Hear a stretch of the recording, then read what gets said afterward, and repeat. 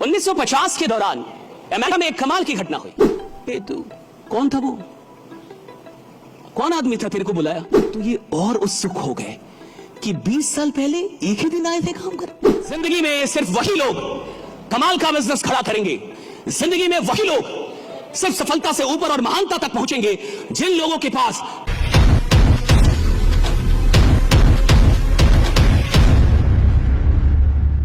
उन्नीस 1950 के दौरान अमेरिका में एक कमाल की घटना हुई।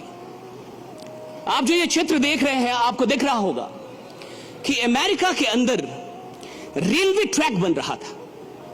तो जब रेलवे ट्रैक बन रहा होता है तो आपने देखा लकड़ियां जोड़ती थी, पहले वो ट्रैक को लकड़ियां जोड़ती थी। तो कुछ मजदूर वहां पे काम कर रहे थे, क्योंकि ऐसा ही होता था। और ये 1950 की तरफ की घटना है, टेक्नोलॉजी उतनी विकसित भी नहीं थी।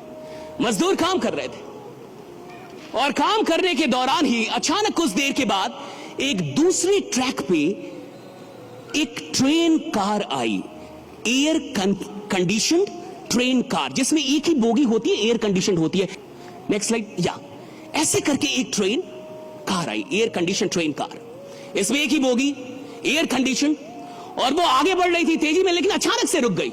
और जैसे ही रुकी, उसके बोगी के बाहर से एक इंसान निकला और उसने चिल्लाया, हेलो डेव, डेव एंडरसन। और उसने डेव डेव करके चिल्लाया, डेव, डेव एंडरसन। तो उधर से एक जो मजदूर था उसने देखा, वो देखते ही पहचान गया कि कोई बुला रहा है। कहा कि डेव, कहा कि यस जिम। और वो जिम था। वो भागता दौड़ता गया, मजदूर सारे देख रहे कि ये कौन है, और वो गया, बोगी से सारे लोग निकल गए, वो दोनों बैठे और लगभग आधे एक घंटे उन दोनों में बहुत सारी बातें हुई, हंसी मजाक हुआ, आवाजें बाहर आ रही थी। और जब वो बाहर निकला तो सारे उसके दोस्त उससे पूछे, तू कौन था वो? कौन आदमी था तेरे को बुलाया? कहा कि तुम्हें नहीं पता, वो जिम मर्फी है। कहा कि जिम मर्फी कौन है? कहा कि gym Murphy is the president of American rail road. कहा कि प्रेसिडेंट? तो वो तुमको कैसे जानते हैं? अब एक मजदूर और उसको कोई प्रेसिडेंट जानता हो, कोई रेलवे में मजदूर है और उसको रेल रोड का प्रेसिडेंट, ये बहुत बड़ी बात है। सारे बड़े उत्सुक हो जाएंगे, ये तुमको कैसे जानते हैं और तुम इनको कैसे, और वो तुमको नाम से जानते हैं, तुम्हारा नाम लेके बुलाया उन्होंने। सारे उत्सुक हो गए।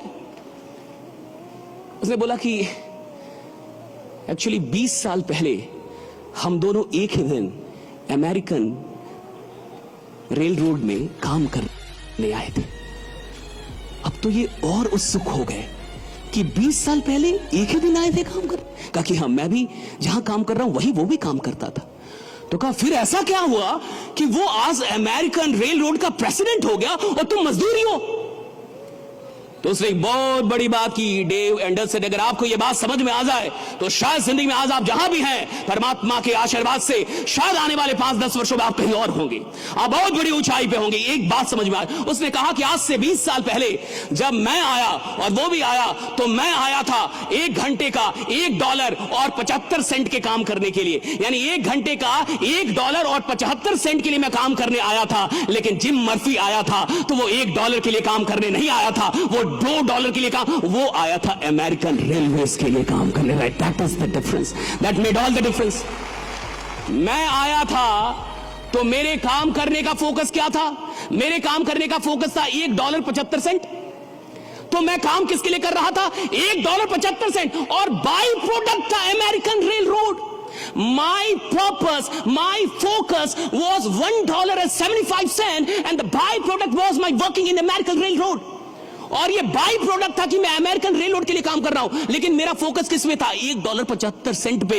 लेकिन जिम का पर्पस $1.75 नहीं था, उसका पर्पस था अमेरिकन रेलवे, और बाई प्रोडक्ट पैसा था। पैसा बाई प्रोडक्ट था, पर्पस नहीं था।